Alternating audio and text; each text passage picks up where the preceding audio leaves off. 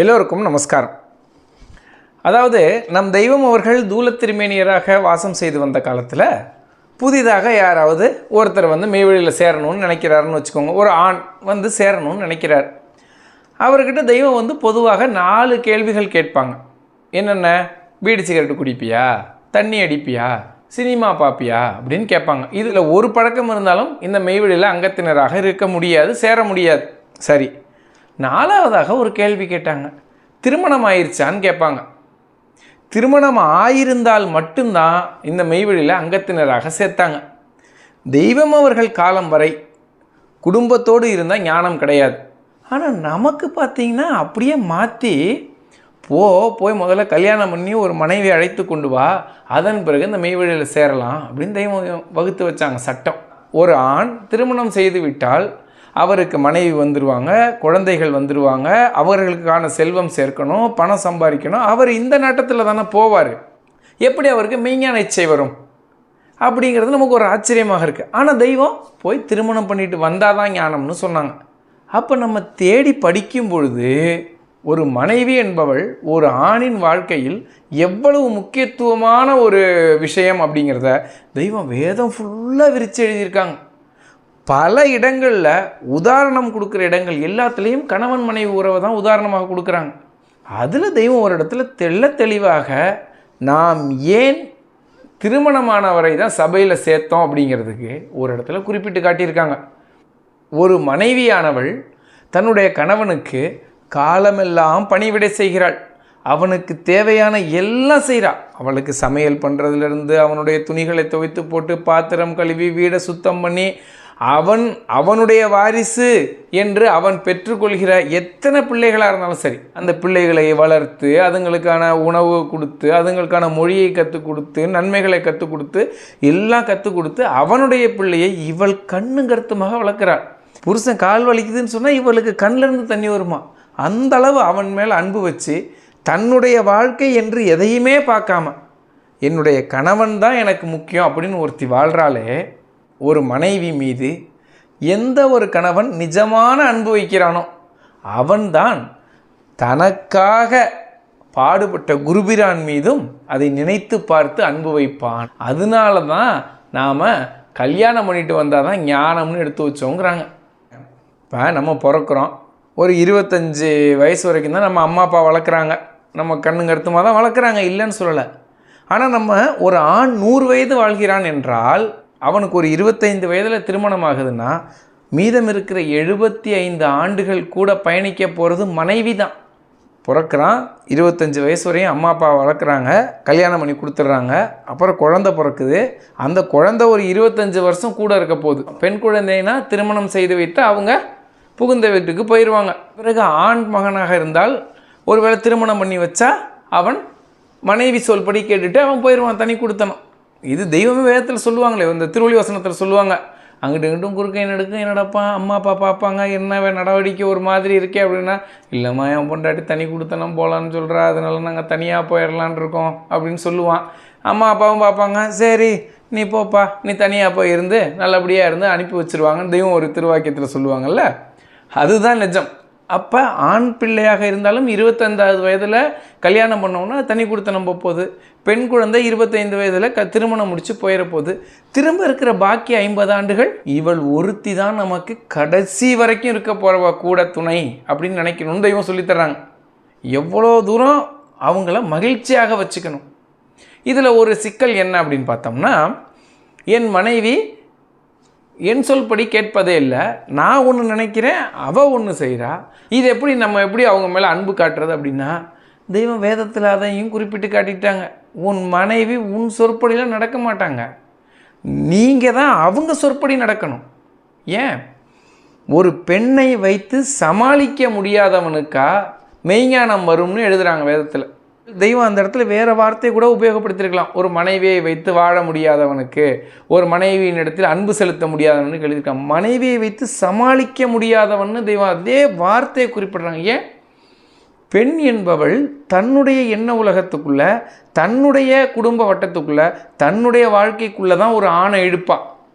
ஆணுடைய உலகத்துக்குள்ளே பெண் எப்போதுமே செட் ஆக மாட்டாங்க. இது ஒவ்வொரு ஆணும் புரிஞ்சுக்கணும்.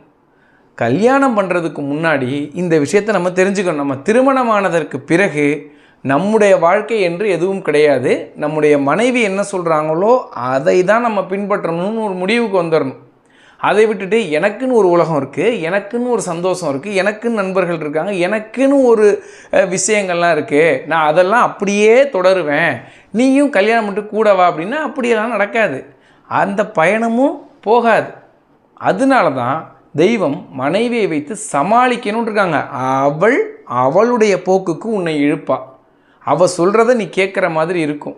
அப்போ அவளை சமாளித்து அவள் சொற்படி கேட்டு, அல்லது அவள் சொல்வது உனக்கு சரியில்லை என்றால் உன்னுடைய நியாயங்களை சொல்லி சமாளித்து தான் அவளை கொண்டு வரணும்னு தெய்வம் சொல்கிறாங்க.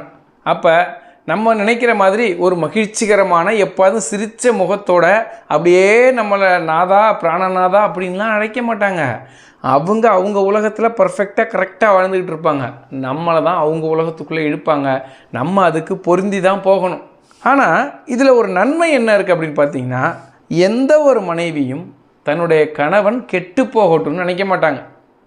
என்னுடைய கணவன் எல்லாவற்றிலும் சிறப்பாக இருக்கணும், நல்லா சம்பாதிக்கணும், நல்ல நற்பெயரோடு இருக்கணும், நல்லொழுக்கத்தோடு இருக்கணும்னு தான் நினைப்பாங்க. அவள் கேட்காமல் பிறழும்போது வாழ்க்கை கடினமான பாதையை நோக்கி போகுது.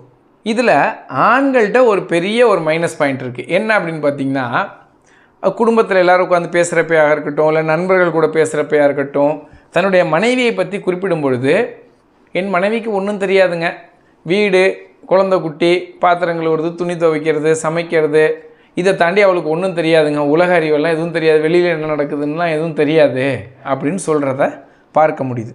மனைவி என்பவள் எதுவுமே தெரியாத ஒருத்தியாக இருந்தால் தெய்வம் ஏன் போய் கண்டிப்பாக கல்யாணம் பண்ணிட்டு வான்னு சொன்னாங்க? அந்த உறவை நீ சேர்த்துக்கோ அப்படின்னு ஏன் சொன்னாங்க? அப்போ மனைவிங்கிற உறவுக்கு ஏதோ ஒரு சிறப்பு இருக்கிறதுனால தானே தெய்வம் வேதத்தில் அதை முக்கியத்துவம் கொடுத்து எழுதுனாங்க. அப்போ அது என்ன அப்படின்னு பார்த்தோம்னா, இப்போ ஒரு ஆணுக்கு உலக அறிவு எல்லாம் இருக்குதுன்னு வச்சுக்குவோம், பெண்ணுக்கு உலக அறிவே இல்லைன்னு வச்சுக்குவோம். இப்போ இது ரெண்டில் எது சிறந்ததுன்னு நம்ம பார்த்துருவோமே. உலகத்தில் எங்கே வேணாலும் இருக்கட்டும், இல்லை நம்ம ஊர்லையாக இருக்கட்டும், இல்லை நம்ம குடும்பத்துலையாக இருக்கட்டும், இல்லை நம்ம வசிக்கிற தெருவுலையாக இருக்கட்டும், எங்கே வேணாலும் எடுத்துக்கோங்க. தாத்தாக்கள் அதிகமாக இருக்கிறாங்களா, வயதான பாட்டிகள் அதிகமாக இருக்கிறாங்களான்னு பாருங்கள். எல்லார் குடும்பத்துலேயும் பெண்கள் தான் உயிரோடு இருக்காங்க, பாட்டிகள் தான் அதிகமாக வாழ்ந்துட்டுருக்குறாங்க எல்லா ஊர்லேயும். தாத்தாக்கள்லாம் இல்லை, பாட்டிகள் எல்லாம் 85-100 வயசு வரைக்கும் இருக்கிறாங்க. அப்போ சர்வைவல் த ஃபிட்டுன்னு ஒன்று இருக்குது. எந்த உயிர் தான் வாழ்வதற்கான சூழ்நிலையை சிறப்பாக அமைத்து கொள்கிறதோ அது இந்த பூமியில் நிலைத்து வாழ்கிறதுன்னு ஒரு கோட்பாடு இருக்குது. அந்த கோட்பாட்டின்படி பார்த்தீங்கன்னா பெண்ணினம் தான் ஃபிட்டு, ஆணினா அன்ஃபிட்டு. உலகத்தில் எடுக்கப்பட்ட கணக்கெடுப்பின்படி 1000 ஆண் குழந்தைகளும் 1000 பெண் குழந்தைகளும் ஒரு இடத்துல பிறக்கிறாங்க அப்படின்னா அவர்களை அப்படியே ஃபாலோ பண்ணி கொண்டு வந்து கடைசியில் 1000 பெண் குழந்தைகள் இருக்கும் பொழுது 650 ஆண் குழந்தைகள் தான் இருக்குது. வயசான உன்னை, அதாவது தாத்தா பாட்டிகளாக இருக்கும் பொழுது பாக்கி 350 தாத்தாக்கள் சீக்கிரமே இறந்துடுறாங்க. அப்போ ஆணினம் ஃபிட்டா பெண்ணினம் ஃபிட்டா வாழ்கிறதுக்கு? பெண்கள் தான் ஃபிட்டு. நம்ம என்ன நினச்சிக்கிறோம், ஆண்கள் பெரிய அறிவாளிகள்னு நினச்சிக்கிறோம். வேதம் அப்படி சொல்லலை, தெய்வம் அப்படி சொல்லலை. தெய்வம் என்ன சொல்லித்தர்றாங்க, அறிவை பல வழிகளில் சிதறடித்தால் உன் ஆயுள் குறையும்னு இருக்காங்க. தெரிந்தோ தெரியாமலோ பெண்கள் தங்கள் அறிவை பல வழிகளில் சிதறடிப்பதே இல்லை. ஆண்கள் தன்னை புத்திசாலி என்று நினைத்து கொண்டு பல வழிகளில் அறிவை சிதறடித்து அவன் ஆயுளை குறைத்து சீக்கிரம் போய் சேர்ந்துடுறாங்க. இப்போ கவனித்து பார்ப்போம். அடுத்து, ஆண் என்பவர் அந்த காலத்தில் ஃபுல்லாக பேப்பர் படித்தார், இப்போ ஃபுல்லாக செய்தி பார்க்குறாரு. இப்போ அறிவை அவர் பல வழிகளில் சிதறடிச்சிட்டு இருக்கார். பெண்களின் உலகம் மிக எளிமையானதாக இருக்குது. அவங்க உலகத்தில் என்ன, அழகு சாதன பொருட்கள், துணிமணிகள், நகைகள், உணவுகள், தன்னுடைய குடும்பம்.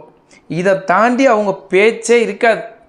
ஏதாவது பிறர் குறை பேசும்போதோ புரணி பேசும்போதோ கூட அவர்கள் தன்னுடைய குடும்பத்தினரை பற்றியும் தன்னுடைய நட்பு வட்டத்தை பற்றி மட்டும்தான் புரணி பேசுவாங்களே தவிர அவங்க உலக புரணிலாம் பேசவே மாட்டாங்க. நீங்கள் கவனித்து பாருங்கள்.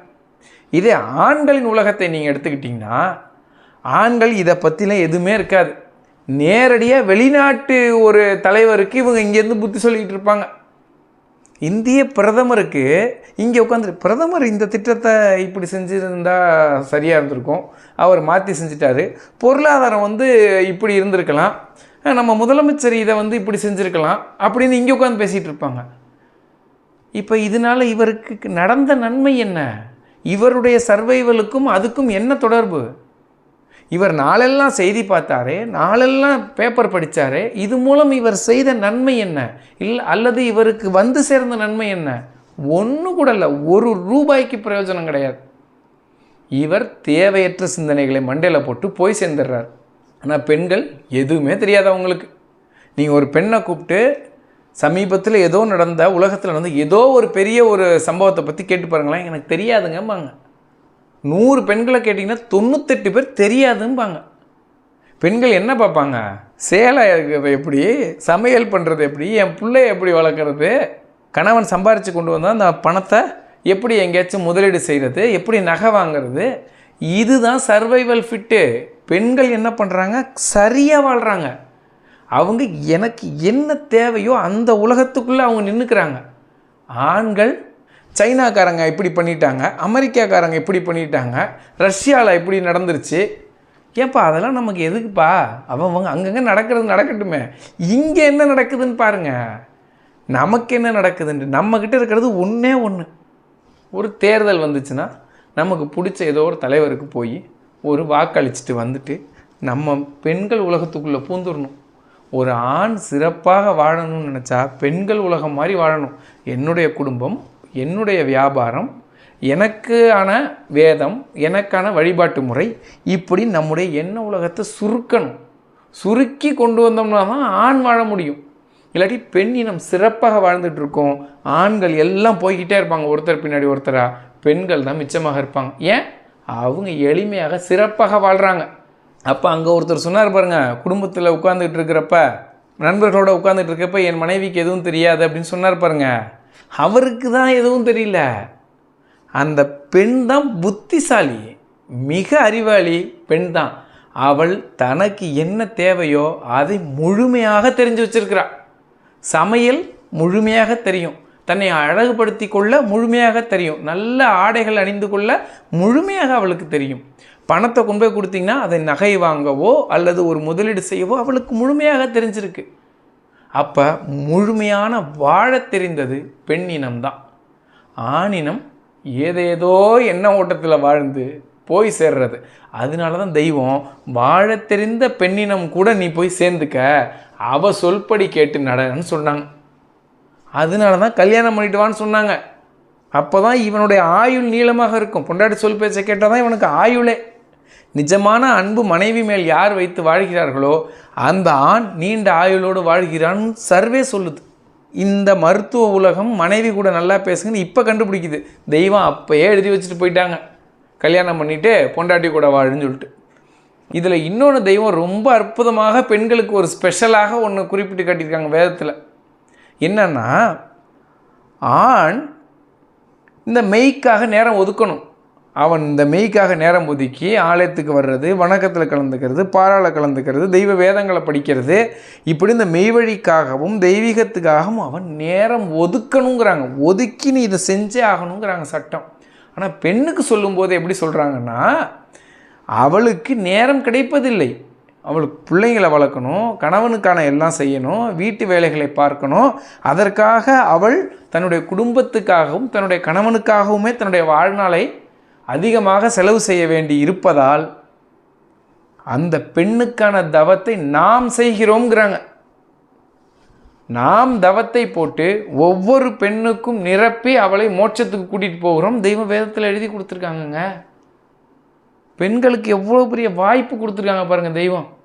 இதில் ஆண்கள்கிட்ட இன்னொரு பெரிய பிரச்சனை இருக்குது. என்னென்னா, உடல் வலிமையாக இருக்கிற காலத்தில் பல தவறுகளை செய்கிறது. அந்த 40லிருந்து ஒரு 50-55 வயது வரை ஆண்கள் பல தவறுகள் செய்கிறாங்கன்னு சொல்கிறாங்க. அதன் பிறகு இவன் உடல் தளர்ந்து கஷ்டமாக ஆகும் காலத்தில் திருப்பி மனைவிக்கிட்ட வந்து அன்றது. இந்த தவறை ஒவ்வொரு ஆணும் செய்வதாக சொல்கிறாங்க. தன்னுடைய இளம் காலத்தில் அவன் மனைவியை மதிப்பதில்லை, அவங்களுக்கு ஒரு மரியாதை கொடுப்பதில்லை, அவங்களை உன்னதமாக மேன்மையாக அன்பாக நடத்துவதில்லை. அதன் பிறகு 60 வயதுக்கு மேல் 65 வயதுக்கு மேல் வயோதிகம் வந்த பிறகு அதன் பிறகு தான் மனைவியின் அருமை தெரியுது. ஆனால் அந்த மனைவியானவள் அப்பையும் அவனுக்கு பணிவிடை செய்ய தயாராக இருக்கிறான். ஒரு தாய் செய்ய முடியாத விஷயத்தை, பெற்ற பிள்ளைகள் செய்ய முடியாத ஒரு விஷயத்தை மனைவி மட்டும்தான் செய்கிறாங்க. ஒவ்வொரு வயசானவங்களுக்கும் அந்த மனைவிக்கும் வயசாயிரும், கணவனுக்கும் வயசாயிருக்கும். ஆனாலும் அந்த கணவனுக்கு பணிவிடை செய்வாங்க. நாம் ஒவ்வொருவரும் நம்முடைய மனைவியை பார்க்கும்போது என்ன கண்ணோட்டத்தில் பார்க்கணுன்னா, என்னுடைய வாழ்க்கையின் பாதுகாப்பு இவள் அப்படின்னு பார்க்கணும். மனைவி என்பவள் இல்லாவிட்டால் ஆண் சரியானவனாக வாழ மாட்டான், சரியான வாழ்க்கையை வாழ முடியாது. அவன் நிற்பதற்கு, உட்காருவதற்கு, அவன் ஓடுவதற்கு, நடப்பதற்கான முதுகு எலும்பு மனைவி தான். எந்த மனைவியும் தன்னுடைய கணவனை விட்டுட்டு போகணுன்னு நினைக்க மாட்டாங்க. ஒருவேளை யாரோ ஒருவர் விட்டுட்டு போகிறாங்க அப்படின்னா இந்த கணவன் அந்த அளவு தான் தன்னுடைய தகுதியை வச்சிருக்கிறான்னு அர்த்தம். தன் கணவன் கோபக்காரனாக இருக்கட்டும், அவன் என்ன தவறுகள் செய்யட்டும், எப்படி வேணாலும் இருக்கட்டும், ஒரு மனைவி தன்னால் முடிந்த அளவு அனுசரித்து தான் வாழ்கிறாங்க அப்படின்னு இவன் வேதத்தில் குறிப்பிட்டு காட்டுறாங்க. நாம் தூக்கி சுமக்கிற எல்லா பாரத்திலும் 70% பாரத்தை தூக்கி சுமக்கக்கூடிய ஒரு உறவு மனைவி அப்படின்னு எல்லாரும் நினச்சோம்னா தான் அந்த உறவு மேலே நமக்கு ஒரு அன்பு வரும். இப்போ ஒரு கணவன் மனைவி இருக்கிறாங்க, 2 பேரும் அன்பாக அந்யோன்யமாக சிறப்பாக இந்த வாழ்க்கையில் வாழ்வதற்கு ஒரு 2 உளவு இருக்குது. என்னன்னு பார்த்தீங்கன்னா, முதல் உளவு, கணவன் என்ன நினைக்கணும்னா, இவகிட்ட இருந்து நான் என்ன பெறலாம் அப்படின்னு நினைக்கக்கூடாது. நான் இவளுக்கு என்ன கொடுக்கலாம், இவளுக்கு என்னென்னலாம் சந்தோஷம், நான் அதெல்லாம் என்னென்ன செய்யலாம் அப்படின்னு இவன் கொடுக்க நினைக்கணும். அதே போல் மனைவியும் இவனிடமிருந்து என்ன பெறலாம் என்று நினைக்காமல் அவனுக்கு என்னென்னலாம் சந்தோஷம் அதெல்லாம் நான் அவனுக்கு செய்வேன் அப்படின்னு நினச்சா வாழ்க்கை சிறப்பானதாக, மகிழ்ச்சிகரமானதாக நிச்சயமாக அமையும். இன்னொரு உளவு என்ன அப்படின்னு பார்த்தீங்கன்னா, 2 பேருமே பொதுவாக பேசிக்கொள்வதற்கு ஒரு நூல் வேண்டும். நம்ம வேலைக்கு போயிட்டு வருவோம், அவங்க வீட்டில் இருப்பாங்க, நம்ம வேலைக்கு போயிட்டு வந்தோடனே 2 பேருமே பேசிக்கொள்வதற்குன்னு ஒரு பொதுவான ஒரு விஷயம் வேணும். இப்போ நம்ம என்ன பண்ணுவோம், வேலைக்கு போயிட்டு வருவோம், வேலைக்கு போயிட்டு வந்து அங்கே நடந்ததெல்லாம் சொல்லுவோம் மனைவிக்கிட்ட. மனைவி என்ன பண்ணுவாங்க, வீட்டில் என்னென்ன நடந்துச்சுங்கிறத நம்மகிட்ட சொல்லுவாங்க. முடிஞ்சிச்சா இந்த சம்பாஷணை, அதற்கு அடுத்து பேசுவதற்கு நமக்கு ஒரு பொதுவான ஒரு விஷயம் வேணும். அதுதான் தெய்வீகம்.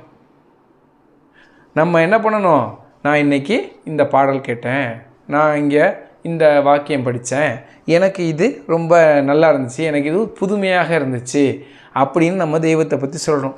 அவங்க என்ன பண்ணணும், நான் சாயந்தரம் வீட்டில் இருந்தேன், வேலையெல்லாம் முடிச்சு இந்த வாக்கியத்தை படித்தேன், இந்த பாடல் படித்தேன், பார்த்திங்களா தெய்வம் இதில் இப்படி சொல்கிறாங்க அப்படின்னு 2 பேருமே வாழ்க்கைக்கு பொதுவாக இந்த தெய்வீகத்தை வைத்து வாழணும். நம்ம எந்த ஊரில் எங்கே இருந்தாலும் நமக்குள்ள பேசுவதற்கென்று பொதுவான ஒரு விஷயமாக இந்த தெய்வீகம் இருக்கணும். இருவருமாக சேர்ந்து இந்த தெய்வீகத்தில் பயணம் பண்ணால் மட்டும்தான் இல்வாழ்க்கை சிறப்பாக அமையும். அல்லது ஒருவர் குடும்பத்தை பற்றி ஒருவர் குறையாகவோ நிறையாகவோ பேசிக்கொண்டிருந்தாலோ பிணக்கு தான் அதிகமாகுமே தவிர, பொதுவாக இருவரும் இணைந்து பேசக்கூடிய விஷயம்னு ஒன்று இருக்கணும். 2 பேருமே ஒத்த கருத்தாக தெய்வீகமாக பேசுவதாக ஒரு வாழ்க்கை எத்தனை அமைஞ்சிருச்சுன்னு வச்சுக்கோங்க, அது பாட்டுக்கு வாழ்க்கை இன்பமாக போகும். அதே போல் நமக்கென்று ரகசியமான எந்த ஒரு விஷயமும் இருக்கக்கூடாது. மனைவிக்கு தெரியாமல் நாம் செய்கிற எல்லாமே தவறு தான். இதுதான் அடிப்படையான ஆண்களுக்கான ஒரு சட்டமாக இருக்கணும். என் மனைவிக்கு எதெல்லாம் நான் தெரியக்கூடாதுன்னு நினைக்கிறேனோ அது எல்லாமே என் வாழ்க்கையில் தவறு, அது எல்லாமே என்னை மிகப்பெரிய ஆபத்தில் கொண்டு போய் சேர்க்கக்கூடியதுன்னு ஒவ்வொரு கணவனும் முடிவுக்கு வரணும். அதே போல் கரம் நீட்டி மனைவியை அடிப்பதோ அல்லது அவள் புண்படும்படியான வார்த்தைகளை கொண்டு பேசுவதோ இதெல்லாம் மகா பாவமான செயல்.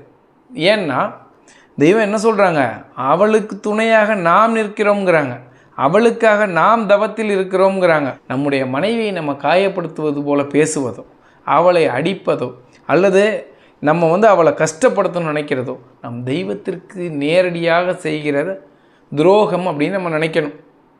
அதனால் ஒவ்வொருவரும், இந்த பதிவை பார்க்குற ஒவ்வொருவரும், நம் மனைவி தான் இனிமேல் நம்முடைய சொத்துன்னு நினைக்கணும்.